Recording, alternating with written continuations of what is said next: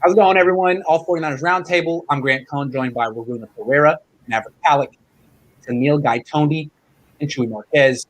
We're not going to talk about Richard Sherman for the next hour, not because it's not worth talking about. It's just that I've been talking about it all day, and it's very heavy, and I think that's enough. Let's talk about something a little bit more lighthearted. So we're going to talk about preseason battle and expectations. I got into sports journalism about things that ultimately don't matter.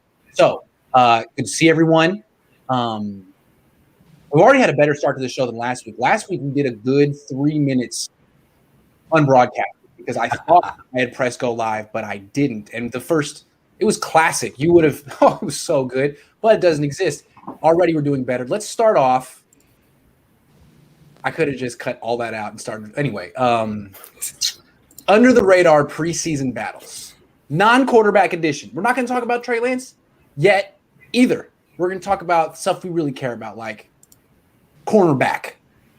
How do you handicap or preview the battle at cornerback heading into preseason? Chuy, you start us off. Yeah, so I think the biggest battle is going to be at the backup cornerback position. I think locked in, we have, Mosley and we have Verrett are going to be pretty penciled in as starting left and right cornerbacks. K1 will obviously be in the slot. And I think it's going to be interesting who's going to be that third cornerback spot. I wrote an article last week, and I kind of brought this up, that we don't really have a lot of depth behind Emmanuel Mosley and Jason Verrett. And that's concerning because Verrett is very, often injured.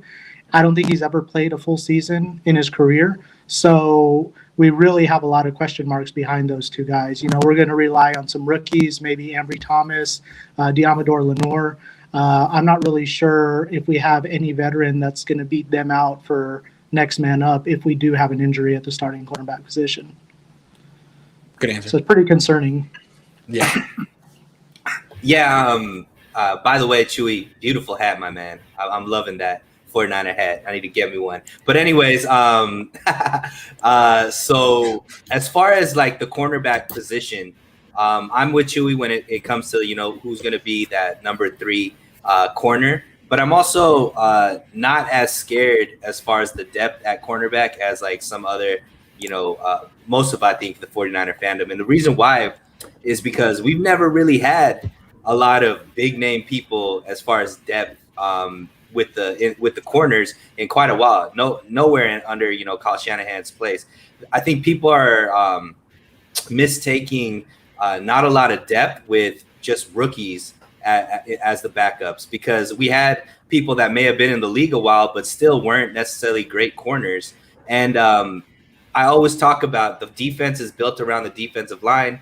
We have really good safeties, really good linebackers. You're not going to have a lot of opportunity to have just stacked on every single level, and also somebody that we're all don't have any question marks about is Emmanuel Mosley, who wasn't even drafted. So now that he's, one of our starting corners, to think that, a guy like Ambry Thomas can't step in, who I think is an aggressive corner who dropped in the draft just because he opted out of last season. But as somebody for 3 seasons that he did play, pretty much started every single game, was a man-to-man cover corner. Hold on. I'm sorry. Chuy, you got to turn off your TV. It's a copyright issue. Appreciate it, man. Thank you. Sorry. I mean, you could get me in trouble. Cool. All right, we're good. Keep going. No worries. And like I said, has played against guys who are in the NFL playing really well and showed out against them very well as well. So I think that he's going to be somebody that could step in, and obviously he's going to make some mistakes, but not somebody that we could look at and say is going to be just this huge question mark like, some of the corners we had last season. So, but I think, who's going to be that number 3 spot? My guess is it's going to be Ambry Thomas. I think he's going to show out in training camp, but I think I would be happy with him, being somebody to step in. Yeah, I think that Ambry Thomas is definitely the front runner for that third cornerback role that Emmanuel Mosley has kind of owned the last 2 years with Ahkello Witherspoon gone. Mosley has that number 2 spot. But I think there is still some concern because Ambry Thomas did opt out last year. He's very talented, but just getting thrown into the fire if there is an injury, and Emmanuel Moseley and Jason Verrett both have injury concerns. Having Thomas thrown out there, I'm not saying it will be Brian Allen level or Dante Johnson level of production, but there's going to be some growing pains. So they really need the defensive line to then step up, which is what helped Moseley out those first couple years, is having a great defensive line and limited the amount of time he had to cover those guys. So if the defensive line steps up, then Ambry Thomas or Giamador Lenore or Dante Johnson or a veteran free agent they sign after preseason cuts would be able to step into that number 2 role if someone got hurt. So my major worries are not the injuries. I mean, if someone gets injured, number 1 and number 2 corner, then we are in trouble. But the problem is whether they can maintain the same level, the same quality throughout the season. Because if you remember 2019 Super Bowl, Richard Sherman got burned, right? At that time, I didn't have that much knowledge, and I was like, wow, what happened? Because Richard Sherman was like the best player that I didn't at the time. So that's my major worry, whether these players, because of course we will have to go to the drafted rookies at some time, even when they play. If we look at the past, they will struggle since, it's not easy. They are going to play against DK Metcalf, Tyler Lockett, and very good, 6 games against very good opponent. So that's my major worry, whether whoever comes in can maintain the same level of quality throughout the season. Okay, now I hear what you guys are saying. You guys are focused on that number 3 battle. I wouldn't be surprised if there's a battle for the number 2 spot. Emmanuel Moseley is solid. He's good all around. Good tackler, good in coverage. He's solid. There's nothing special about him. Undrafted guy. I'm sorry. That's not too harsh to say. There's nothing special about Emmanuel Moseley. It's part of the reason why they drafted Ambry Thomas. That's a pretty high draft pick. It's a day 2 pick. He has some special traits. He's not special yet. He may not be as good as Emmanuel Moseley yet, but the expectation, if the Niners develop him the way they expect to, is that he'll be better than Emmanuel Moseley at some point. And I think they'll give him an opportunity to show that pretty soon, because if they start Moseley, teams are going to try to pick on him.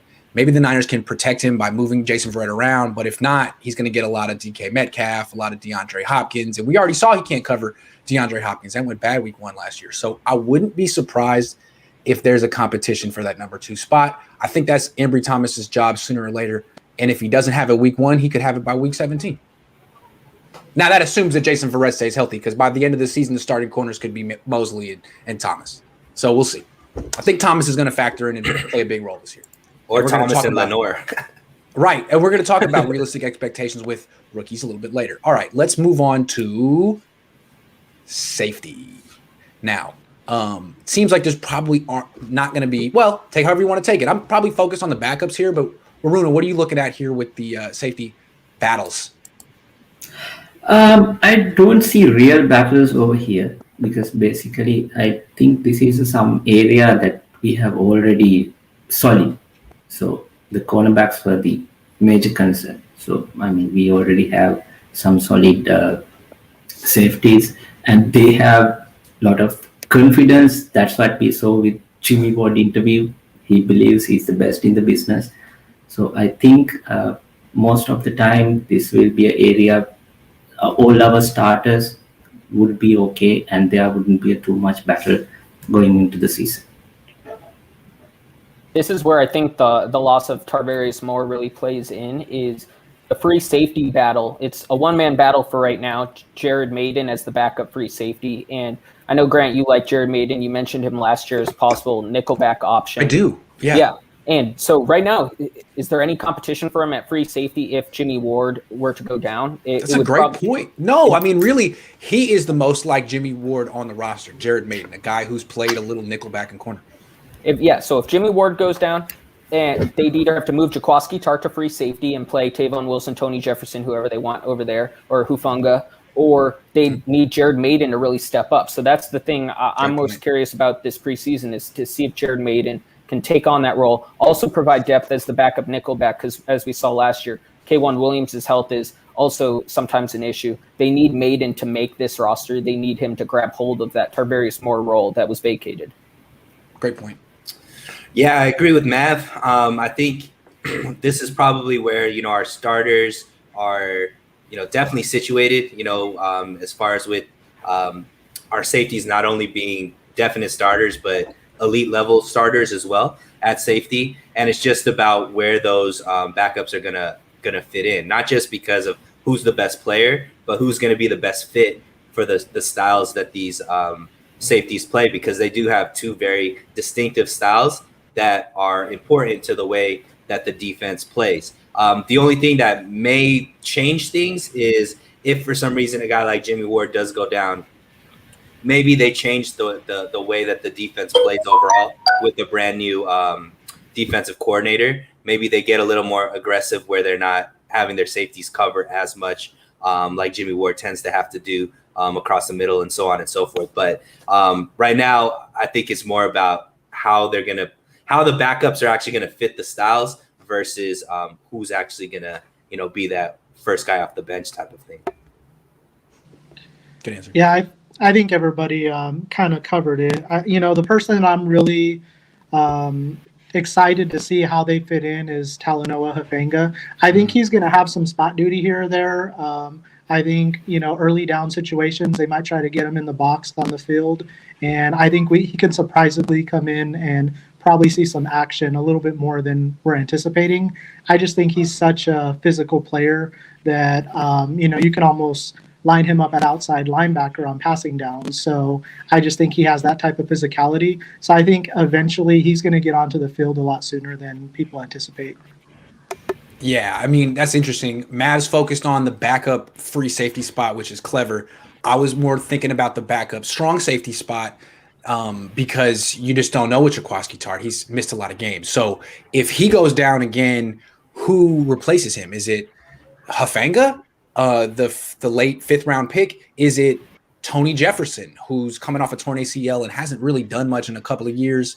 Or is it someone who's not on the roster? That's an interesting question too. It could be Jimmy Ward with Jared Maiden going to free safety. I don't know, but it seems like that's a question as well. Losing Tarvarius Moore hurt did.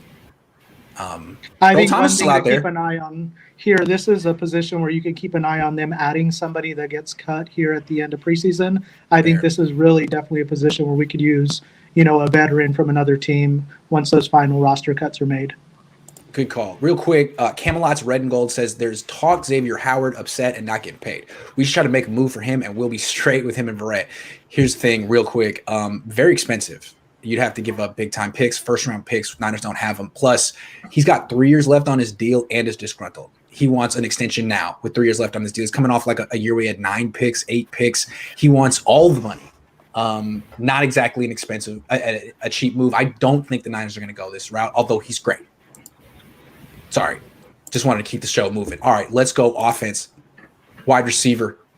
Where's the – I mean, they're not talking a battle for a starting spot here, but there's a major battle for the number 3. How do you guys see it, preview it? What do you think, Chuy? This is interesting here. We have a couple candidates, I think, that will fit the bill there for number 3. The one person I don't know why never gets a shot is Richie James. Richie James never gets a shot. It seems like the coaching staff just doesn't believe in him, even though the one game last season where we showcased him, he had a breakout game with not stellar quarterback play. So I think, he deserves more opportunities. I can't for the life of me understand why he doesn't get any more. But I really think it's going to come down to Mohamed Sanu. It's going to come down to Jalen Hurts' health. If Jalen Hurts is healthy, I think that's his job to lose. But I think right now the favorite is probably Mohamed Sanu to be that number 3 receiver. He's turning heads, right? Des Bryant talking about him on Instagram. It seems like people – I mean, he was – practices I watched. He had like 6 catches. He had one where he ran away from the entire defense, pulled away from Jimmy Ward. I mean, it seems like he's highly motivated. I'm just wanting to say that. Sorry, Suneil, you have the floor. Let me add one other thing, Suneil, before you go. He's also going on the Instagram tour like Trey Lance. He's releasing workout videos. I think he's trying to win over the fan base. And, I think so. I think that's kind of making him a little bit more exciting than he actually is. Yeah, fair.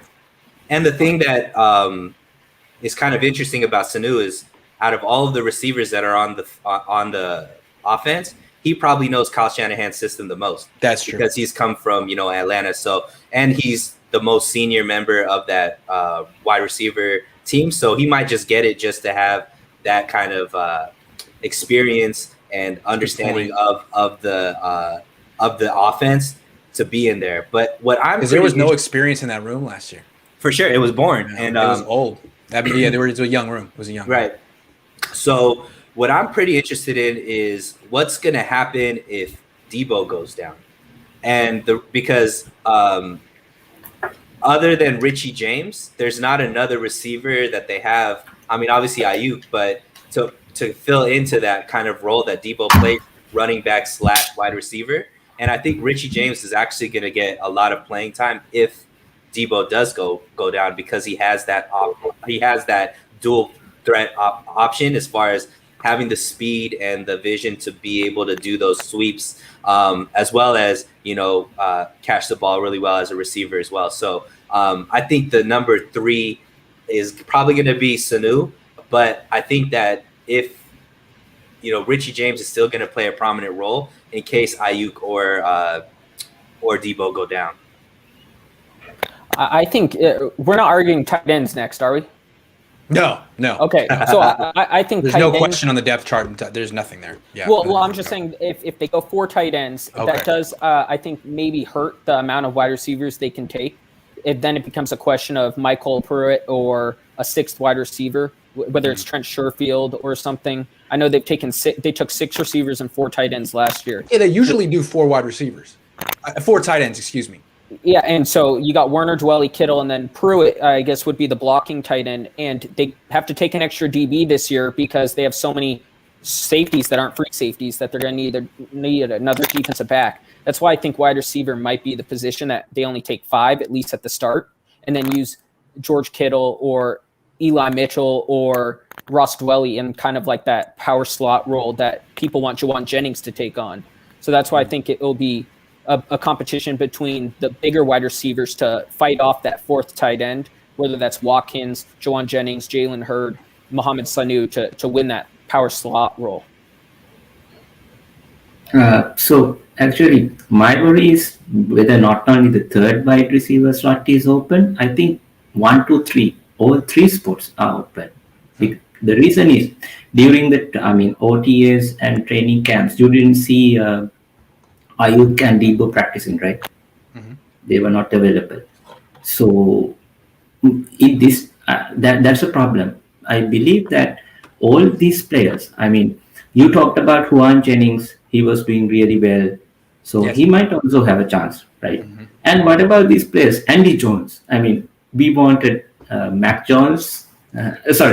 Julio Jones. Julio Jones, then we got Andy Jones. So you wanted Andy Jones, so we got Andy Jones. Yeah. So that's where. Don't sleep on Trent Sherfield. Yes. And what about River Craycraft? Still, he's on the team, right? It certainly is. No one's mentioned Jalen Hurd. Yes. So I think it's a quite open battle. So all 3 positions, given the injuries we have, I don't think. Still, we can say for sure 100% that Debo and Ayuk will go 17 games without missing any one during the middle of the part. So that's where I think all these players, Sanu, Jalen Hurd, if he's healthy, but still River Craycraft, Juwan Jennings, they will all have a chance. It's a fair game. I do feel like if Jalen Hurd could ever stay healthy, the Niners would give him this job. They want it to be him. In the ideal world, it's Jalen Hurd's job, but I don't know. If I haven't seen him around. We'll see about that one. If it's not him, then I think you have a committee. You got to play Richie James sometimes. He's really good. He's not the slot receiver possession guy you go to on 3rd and 4, but he is a guy you want to throw deep to at least once a game. So he has a role, but I think Sanu, I think he's got an opportunity here. I think the Niners feel they need a senior member of the wide receiver room, like Emmanuel Sanders, a grown-up. They didn't have one really. Like Kendrick Bourne was grown up in the room, and Kendrick Bourne, as the head coach says, is basically 11 years old in good way. That's what Kyle says. So Sanu is my age, a little bit younger. Former first-round pick, has pedigree, not exactly what he used to be, but he was never fast, and he seems like he's in great shape. And if the competition is between him and former seventh-round pick Juwan Jennings, Sanu could win that. It's not like the Niners are totally wedded to Juwan, although he's young, and if he looks good, thank you, Muhammad, but you're the backup. So I think it's kind of probably between those two, with Richie James factoring in as a gadget, deep threat guy sometimes, and Jalen Hurd, if he could ever get healthy, they're just basically holding a spot for him. So I'm interested in seeing what happens with Kevin White too. I mean, good point. He's somebody Don't forget who was about highly Kevin White. Drafted. Former first round pick. If he can be anything close to what was expected of him coming into the draft, that'd be something that could be a steal for the 49ers if he could, do anything this year. Yeah, we'll see a lot of him in training camp. Chuy, do you want to say something? Yeah, who do you guys think might be a surprise cut from the wide receiver group? Somebody we're not expecting that won't make the roster? Good question. I have no idea. Richie James. I was going to actually say that, Waruna, is I think Richie James is likely to not make the roster this year. Cool. I just think Juwan Jennings, from what they've been saying, is really turning heads in camp so far and in mini camps and OTAs. So I think Juwan Jennings' emergence, if Jalen Hurd is healthy, Mohamed Sanu, I think Richie James may be on the outside looking in. See, I think especially since they don't trust him returning kicks either. So I just think he doesn't really have a role. I think they might not trust him as much as River Craycraft returning punts, but if Craycraft doesn't make the team, it's Richie James and Ambry Thomas back there. So I think Richie James, for that alone, is going to be there. Plus, I think they need he might not be 4.22 speed, but he does have speed that a lot of guys from the 49ers slot history haven't had the last couple of years. So I think he's going to be an asset just for that alone. Yeah, I don't think Travis Benjamin makes a team. Here, let me see if I can name the six, and then we'll move on. I think it's going to be Ayuk, Debo, Sanu, Richie James, Juwan Jennings, Jalen Hurd. Did I forget anyone? No. White. White could go on the practice squad. River Craycraft could go on the practice squad. Travis Benjamin could go on the practice squad. But that's my best guess now. This might be a season because in 2019 the 49ers did carry 7 receivers. If they take 7 receivers, maybe that's kind of a hint towards maybe Trey Lance going to be able to start. I think what they did, though, sorry to cut you off, was they kept 7 and then they immediately put Jalen Hurd on IR or something like that. It was kind of finagling the system. They didn't keep 7 for very long. Anyway, I think Jeff Wilson Jr. didn't make the 53 to start off in 2019. Then he got called up. So they kind of played around with it a little bit. Paul Salvi says, finally, I had him blocked. Sorry, unblocked you. Thanks for the $5. Great show, great content, great guest. I agree. I think this is a great show with great content and great guests. All right, 2 more. Another one on offense. Running back. The running back competition. This one seems wide open. If you don't think, it could be wide open. What do you think? Waruna, you start us off. Yes, I think it's wide open. Here's the reason. Now, Raheem Mostert, he has something to prove, right? Because he has never had a 1,000-yard season and he was unable to stay healthy. I mean, we were discussing early in the season that during a roundtable that he should not get more than 12 carries per game because he is injury prone. He is our most valuable asset. So we have to be careful the way we use it. But if we tell that to Raheem Mostert, he would become mad. He would say, no, I want to have that 1,000-yard season. I want to be in the Hall of Fame. So I want to have maybe 20 carries, 25 carries if that first team needs. I can be that workhorse. So there, I believe we have Wade Goldman. He did really well with Giants last year. Then Trey Sermon, he wants to prove it. He wants this. So it would be really interesting. But at the moment, we all assume that Trey Sermon is going to be our workhorse, that he would be our number one guy. Mostert would come in just 10 to 12 carries, but there would be a real battle. This is when we started to talk about battles, this was the most interesting topic that was to me, because I thought this would be the most intense battle due to the fact all these players are really capable, really talented. So it's going to be a fantastic battle, and we will have a good season. Anyone who's come on top, we can get good results out of them in the season.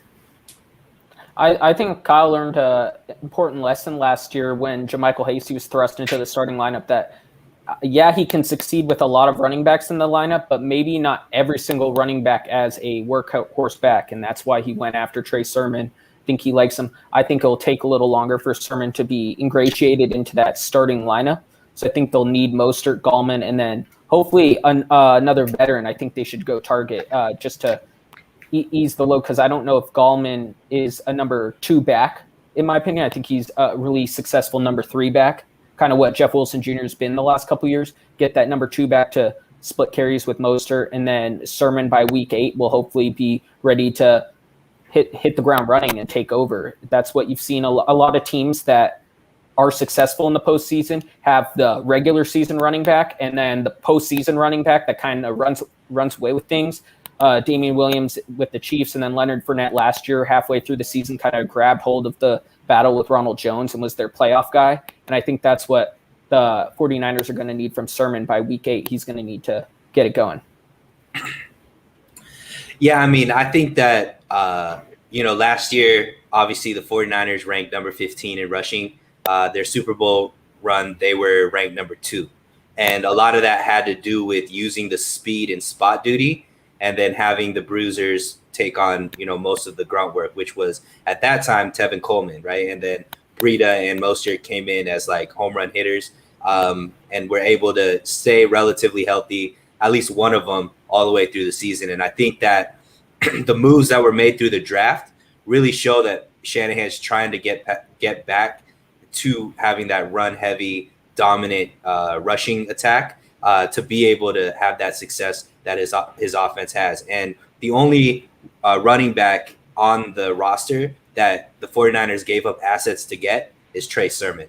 They traded up to get him in the 3rd round, right? So to think that he's not going to play a major role immediately in the offense, I think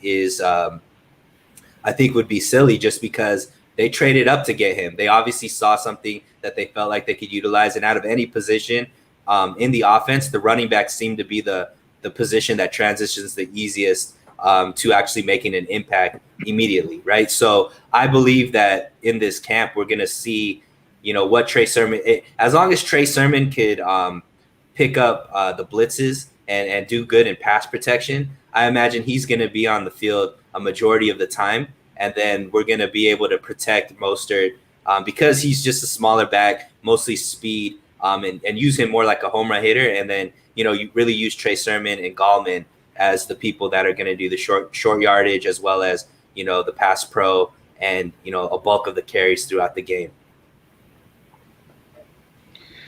Yeah, so along the lines, kind of what these guys have been saying, I think they're going to keep a rotation of 3 running backs that they're going to see a lot of action in every game. So I think you're going to see Trey Sermon play a lot. You're going to see Wayne Gallman play a lot. And Raheem Mostert, they're going to put him in there to try to hit the home runs. I do think they actually are going to keep 5 running backs on the roster. I think we may cut away some depth, either at wide receiver or tight end. But I think we're based on the injury history that we've had over the years, that they're going to keep 5 running backs on the roster. I don't believe JaMychal Hasty is going to be one of the 5 running backs. I think he's either going to be practice squad or he's not going to make the team at all. We'll probably pick up a veteran that gets cut, from another team during camp or after camp. So I think we're going to have Raheem Mostert, Trey Sermon, Gallman, and then we'll have Elijah Mitchell. He's going to work on probably returning kicks. I think that's where you're going to see the depth with the wide receiver position be less, is I think Mitchell is somebody that could factor into the return game. So I think we're going to have those 4, and then we'll find a veteran on the market at the end of training camp. But I think it's going to be a 3-back rotation throughout games, where we'll see Sermon and Gallman go in and do the heavy lifting, do the grinding out the tough yards, and then we'll have Mostert, until he's healthy, come in and be the home run hitter if he goes down, then Mitchell, he can fill into that role as well. I'm more bullish on Mostert than you guys are. The way I see it is I think he's the unquestioned starter. I don't think there's going to be a competition. I think he's going to get the most carries. I know you guys like Sermon, but Mostert's very good. He's in the last year of a contract. He's in a contract year. He has a lot to prove. He's got a $3.6 million cap hit, which is more than Debo, IU, Kinlaw, DJ Jones, Brandon, Alex Mack. He's a significant part of the team. And the thing I feel like that people don't realize about Sermon, he's built bigger. He's built like a bell cow. He averaged 10 yards a carry in college. He never carried the ball more than 164 times in a season in his life. He never ran for more than 950 yards in a season. So he had injury issues too. I mean, he also missed most of 2019. He had 54 carries that year. So I think maybe the competition this year is going to be between him and Gallman for the number 2 spot. I don't really know that either of them are going to challenge Mostert this year. Mostert might give up the job by getting hurt again, or he may just give it up next year when he leaves, if he leaves. But right now, I think it's more between Gallman and Sermon. I agree that Mitchell probably will make the team, and Hasty probably will be stashed on the practice squad at first and then get called up later as someone gets hurt. So that's the way I see it. But Mostert has to stay healthy. He got hurt in OTAs. He has to stay healthy. That's what I thought early on in the offseason, Grant, is I thought Mostert was going to have a breakout season, maybe get like 15 to 17 carries a game.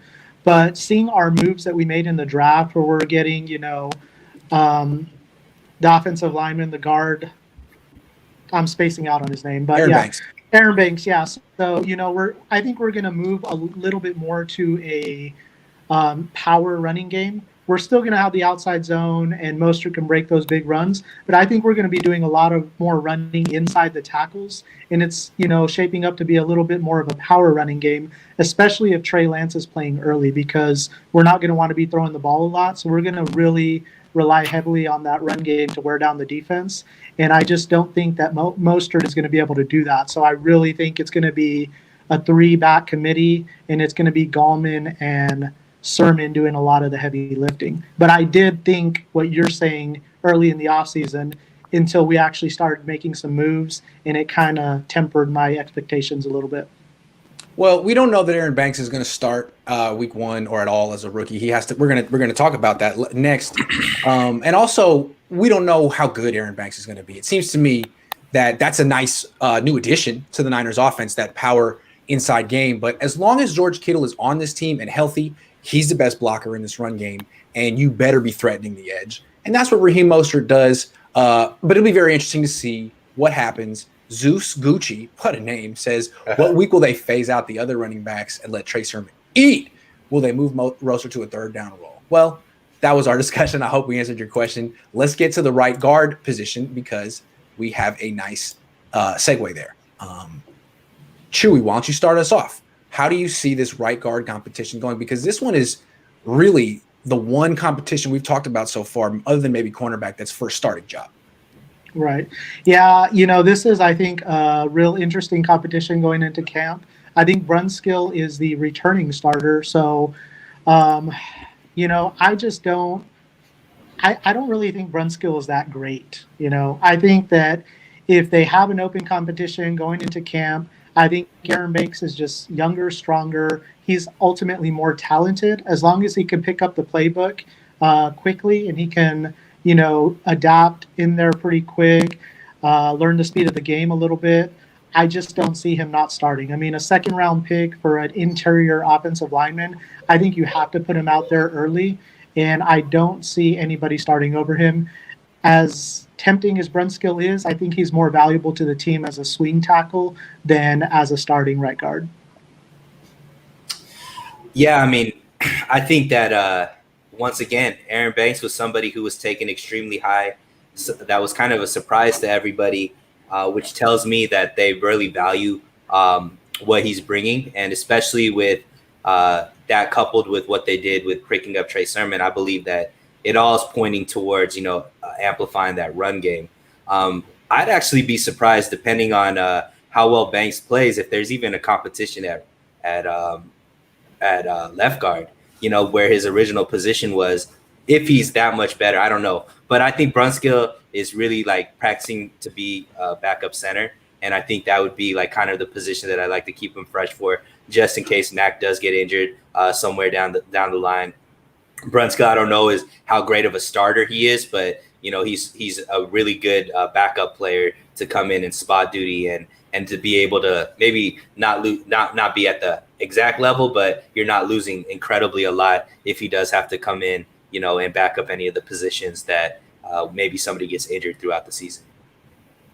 I think that Brunskill is definitely going to be one of the better sixth men in the NFL as an offensive lineman. They need Aaron Banks to step up. I could see a situation. I do think Aaron Banks is going to win the job. I could see a situation where Kyle kind of does what he did with McKivitz last year and splitting snaps with Tom Compton. I could see him wanting to do that, but I think Banks will eventually show he is better than McKivitz, better than Tom Compton, whoever his competition is at right guard, because he is better. And they need Banks to be better just because they need someone next to Mike McGlinchey that's going to bully the guy and not Pat. I've said this before. They can't let Mike McGlinchey get bowled over by a defensive back anymore. So they need a 330-pound right guard there to go tabletop that defensive back if he does that. Yeah, I'll go with Aaron Banks, but I have a question. What about his name is Alfredo Gutierrez. What about him? Why? What if he gives a run for this position? Because he has nothing to lose, right? I've never seen him play. So I've never seen him play. I know he's 6'9", so it might be a little bit tough for him to play guard. We'll see. Possible. Yeah, because I saw his videos on Twitter, and he looks really good. I mean, he looks like a giant. So maybe he has to prove something. Maybe he is the outsider that steps into the team. Good call. Yeah. I want to say real quick, I look at this competition similar to the way I look at the cornerback competition. Like, Aaron Banks has special traits. Daniel Brunskill doesn't. Ambry Thomas has special traits. Emmanuel Mosley doesn't. But Daniel Brunskill is damn solid. He is really solid, both in run blocking and pass protection. He's not ever going to be an elite offensive lineman, may not be a Pro Bowler probably, and may not even be a starter in the league, but you've seen him twice against Aaron Donald, and he definitely held his own. And there is certainly an element of unknown to Aaron Banks. So I'm not certain that it's going to be as easy as we think, that he'll just take it by week one. And if Brunskill starts week one, he may not give it up, just like Mosley may not give it up this year. I guess the expectation with Banks is, since he was a second round pick, I think the whole organization wants him to take that job, and but they're not going to hand it to him. I would imagine he's going to compete with Brunskill, and I would hope he's going to compete with Brunskill. I hope he's not competing with like Colton McKivitz and the Niners just keep Brunskill at like backup tackle, because I don't know. I think he's a starting caliber offensive lineman, just like Emmanuel Mosley is a starting caliber corner, and good to have those. You don't necessarily want him on the bench if you don't know what you got at right guard. So I'm not going to write him off, but yeah, it should be Banks. It feels like Banks has a little bit of a head start just because of his draft position. But I'm a Daniel Brunskill fan. It's like you've said before. You have the Toyota that's real steady and, it's a great car. But then you have the Kia Stinger that's just, other level. Plus, they need a backup offensive tackle big time. Big time with school going down. All right. That's it for the position battles. Let's go expectations. And it's some guys we've already talked about, but why don't we start off with that guy who wasn't mentioned during the state of the franchise, the quarterback. What are realistic expectations for him? And when I say realistic, we're talking like top end. What are best case scenario in realistic sense for Trey Lance? Let's put it that way. Waruna. Okay, so I wrote an article about this. So Trey Lance, in my opinion, that at the very highest level, he can change the power balance in NFC West. Because right now, last 8 years, against Seattle Seahawks, we have won only 3 games. That literally means if we play this season, week in and week out against Seahawks, we would only be 3 and lose 14 games. That's a humiliation. We can't allow we can't allow Seahawks to do that anymore. So again, we have Rams. They are pretending to be the contenders. we have Cardinals. They are saying that they are the contenders. So if Trey Lance can work out with Kyle Shanahan, because I always trust in Kyle Shanahan. Kyle Shanahan has the scheme. Again, Jimmy Garoppolo's success, basically, it's Kyle. It's not Jimmy. I'm sorry to say that. That's my belief. So if Trey Lance can work out, he will definitely, in this division, most probably within year 2 or year 3, he is going to be the best quarterback. I mean, yes, Russell Wilson is there, Kyle Murray is there, but given the conditions, he can be groomed up to the best quarterback in this division, most probably in the 3rd year. If that is the case, if you see the US map, the NFL teams where they are located, only Kansas City Chiefs would challenge 49ers. So that's my expectation. Might be unrealistic, but still I think that's the ceiling for Trey Lance. I think this is going to get people hating me no matter what answer I choose, but I just think Jimmy Garoppolo is going to be the starter to start the season. So I say Trey. Yeah, I know, Grant. Are you going to boot me out now? What are you going to do? Shot fired. Yeah. Oh, dang. Dang. But, and that's not saying that I think Trey Lance is worse than Jimmy Garoppolo. That's not what I'm saying at all. I'm just saying I think Jimmy Garoppolo is the starter to begin the year. I think Trey Lance is the starter by the end of the year. And as long as he gets hot by December, that's all they really need. What Big Ben did his second year, where he got the Steelers to the Super Bowl, not his first year, but his second year. They can do that with Trey Lance. What Colin Kaepernick did his first year as a starter, where he took over halfway through due to an injury. You just have to get hot at the right time. So I'm not saying necessarily he's going to be Rookie of the Year, but I think he has the potential to get hot in December. And especially if they wait that long to throw him into the lineup, as long as he doesn't struggle the first 5 seconds, which everyone that hates Jimmy Garoppolo thinks Trey Lance will be perfect from the start. As long as he's perfect from the start, that gives 8 less weeks of film for playoff defenses to figure out what's going on. So I think that's a win-win. I say Trey Lance halfway through the season takes over, and he has a pretty good year. There's no place for a difference of opinions on this show. Maverick, what are you doing? No, good answer. Sorry, Suneil. Yeah, so I just don't see it going well if Jimmy G starts and then somehow Trey Lance gets put into the season late in the season. That there's only 2 reasons that could happen. Either Jimmy G gets injured or the 49ers aren't the team that we expected them to be. So they're, moving towards next season versus actually challenging for playoff position, Super Bowl contention, so on and so forth. So for me, I believe Trey Lance is going to start. Realistic expectations this season, I don't think he's going to have like a Patrick Mahomes type season. I mean, I could see him throwing for maybe anywhere between 2,800 to 3,200 yards, somewhere between 25, 30 touchdowns, maybe like 10 to 15 interceptions. Just because Kyle Shanahan himself doesn't throw the ball a lot. He's always ranked really low as far as pass attempts per game compared to the rest of the league.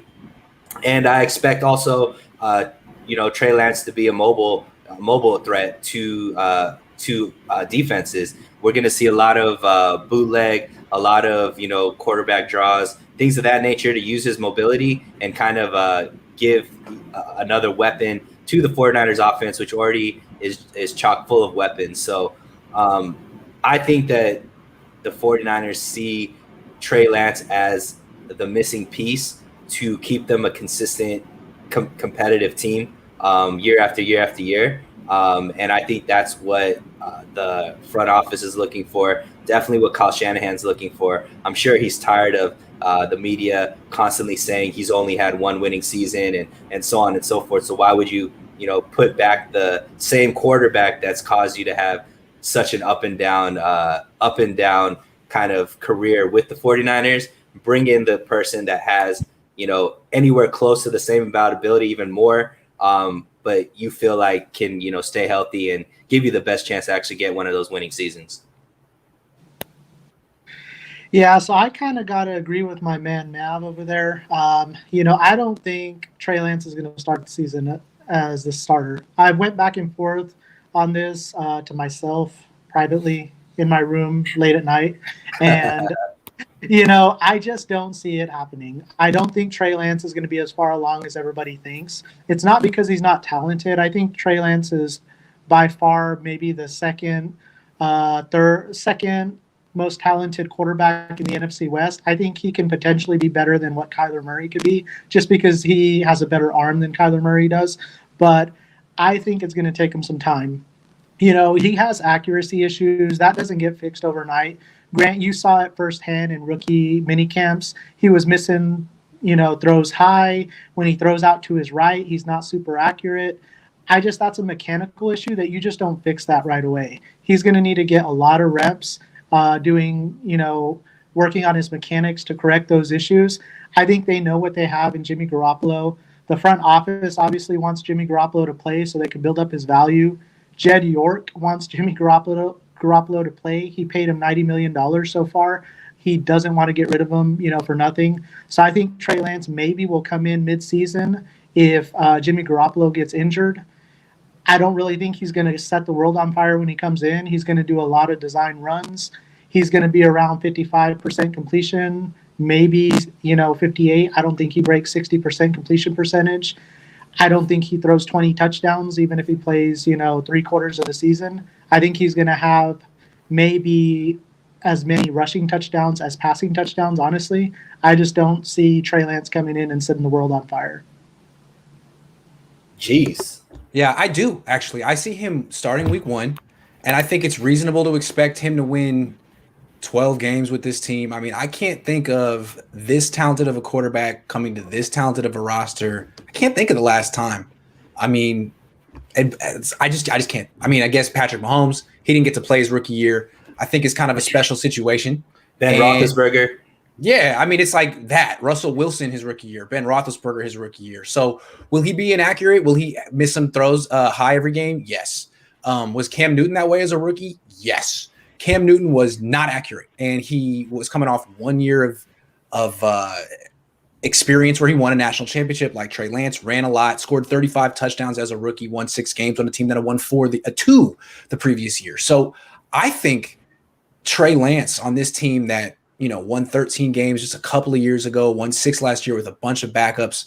I think if he could stay healthy, and he seems like he has that skill set, I think it's reasonable to expect that he wins this year the way that Russell Wilson did as a rookie, the way that Ben Roethlisberger did as a rookie, even if he's not throwing a ton, even if he's throwing 20, 21 times a game, he's still running some. I think he could score a lot of touchdowns on the ground. He could score around 20 touchdown passes, maybe 10 to 15 rushing touchdowns, and have I think he could win playoff games. I don't see why he can't be the first rookie quarterback to go to a Super Bowl. I really don't see why not. Now, I know he lacks experience and he didn't play last year, but he's in a great situation. He's got a ton of talent.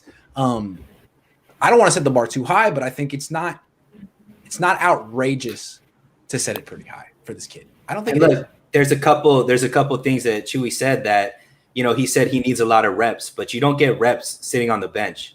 You know what I mean? The only way that you're going to get reps is playing.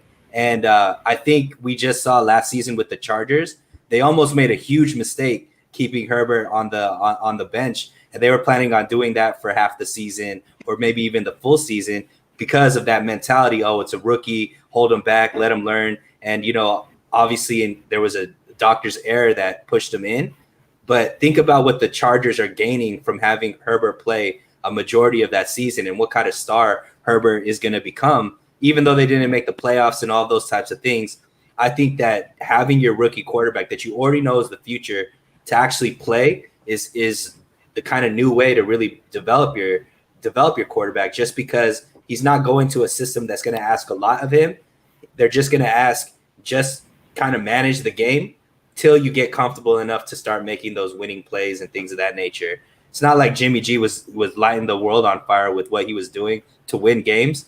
In fact, if we asked him to do too much, it was throwing an interception. It was just basically throwing to wide open receivers, making sure that the game was being managed. And I think Trey Lance could do that, plus elevate, what Kyle Shanahan's able to do with his playbook.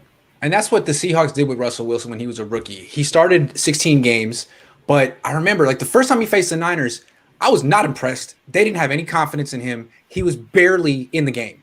I mean, he was in the game, but he wasn't a major factor. By the end of the season, they had really given him much more rope, had expressed much more confidence, and asked him to do more stuff. So early on in the season, he could be doing Trey if he starts like the minimum, throwing very little, running a lot, doing the most basic stuff. But if he shows well, he could improve because he has the reps, and they could put more on his plate. That could be a realistic expectation as well.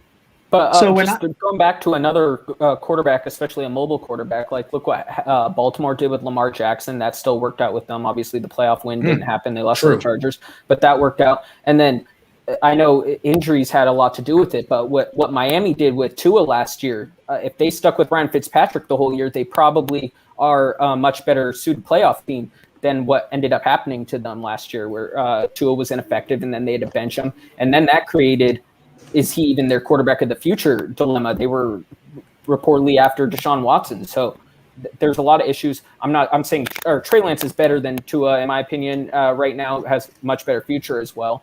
But I don't think it hurts having Trey Lance sit 6 weeks and then he comes in after the bye, or sits 4 weeks and plays the week before the bye. No. It's not the worst thing in the world. No, definitely not. Not for his development, no. Chuy. So when I say reps, what I mean is he needs to go to like a QB guru, and he needs to work on the mechanical issues that he has. Those are the type of reps that I'm talking about. Gotcha. I understand you're not going to get reps in practice, but he has some mechanical flaws in his throwing motion and his footwork that he really needs to address to be accurate at the NFL level. Because he can be inaccurate in college, he can miss throws high, and it's just an incomplete pass. If he misses those passes in the NFL, those are going to be interceptions. These are the best of the best that he's going to be playing every week. So I just think that if you don't want Trey Lance to lose his confidence and make a lot of mistakes early on in his career, then the best way to do that is to set him until he's fully ready to play. It has nothing to do with any other quarterback on our roster. This is Trey Lance's team. When he's ready to go, he's our quarterback for the next 5-10 years. The only other thing that I have to say is, are we forgetting who our coach is? Kyle is not patient. Kyle Shanahan is not a patient guy. So do we really think that he's going to change and he's going to be okay with throwing the ball 15 times a game, 18 times a game, little check down passes because Lance doesn't have the accuracy to go down the field early on? I don't see that happening. I think he wants to come out of the gate firing, and if he feels Trey Lance can give us a spark midseason or later, he's going to put him in there. But Kyle Shanahan, to me, is not going to work him in slowly. He just doesn't have that kind of patience. That's why he was chasing a veteran quarterback earlier in the offseason, in my opinion. I just feel like you guys are being a little too apprehensive. I understand there's some issues with him, but you say he's inaccurate. I mean, he went to the same school as Carson Wentz and had a higher completion percentage. Carson Wentz started 16 games as a rookie, won 7 of them, was good, and he was on a bad team. So I think it's reasonable to expect Trey Lance to have a better rookie year than Carson Wentz. And on that, I'm going to get the last word on my show. Thank you, though, Chuy. I appreciate it. This was our best discussion of the hour. We're at 6:56. We're up against it. I start another show in 4 minutes with Jesse Naylor. But this was a lot of fun, guys. Thank you very much. I'm glad we could do this, and I'm glad we could talk about something other than the incredibly sad, heavy thing that happened this morning. So thank you, guys. Hold on. Chris Royal has something. He says, I don't think there's going to be that's a different – hold on. I don't think there's going to be a competition necessarily, but I think Diamondor Lenore is going to play his way into a role. Go Ducks! That would be amazing. Maverick, you want to get the last word on that one? Ditto. Thanks, everyone. Thanks for watching. I'll be back in 3 minutes. See you then.